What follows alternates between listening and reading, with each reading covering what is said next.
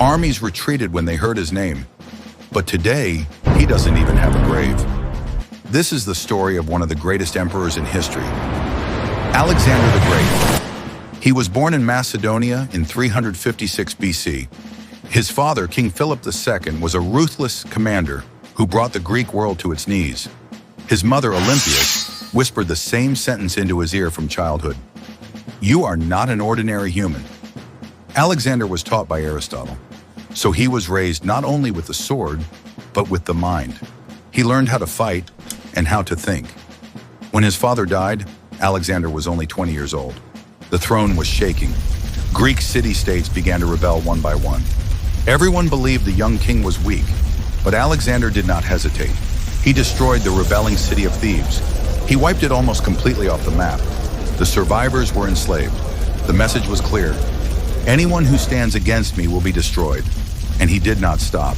He crushed the Persian Empire, crossed Anatolia, entered Egypt, took Mesopotamia, devastated Iran, and reached the borders of India.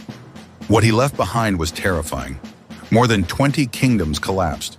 Thousands of cities fell. According to estimates, nearly 1 million people lost their lives. But Alexander did not rule by force alone. He adopted local cultures wherever he went. He married his soldiers to local women. He declared himself King of the East. While destroying, he also built a new order. He was not an ordinary commander. He fought on the front lines. He slept in the same tents as his soldiers. Even when wounded, he refused to leave the battlefield. He considered retreat a disgrace. According to legend, he never won a single battle on defense. He always attacked. Especially in Egypt, he became more than a king. Egyptian priests declared him the son of Ammon, the child of a god. Alexander did not object. In time, he began to believe it himself. Prayers were made in his name. People knelt before him. He was greeted like a god. But even gods die. In 323 BC, he was in Babylon. One night, his fever suddenly rose. He began to tremble. He suffered hallucinations. For days, he could not leave his bed. Some sources say this was no ordinary illness, a slow-acting poison, days of agony.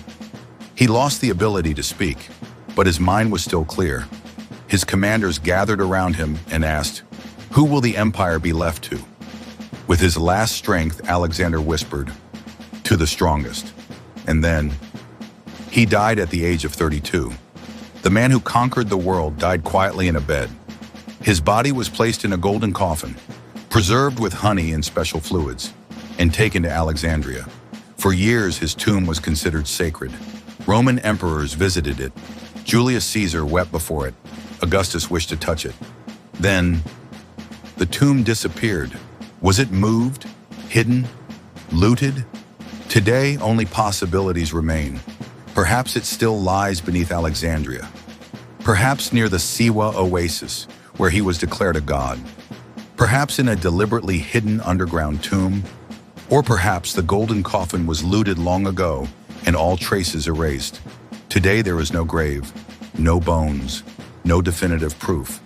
He conquered the world, but today we don't even know where he lies. If you love the dark, forgotten secrets of history, like our channel, subscribe, and see you in the next mystery.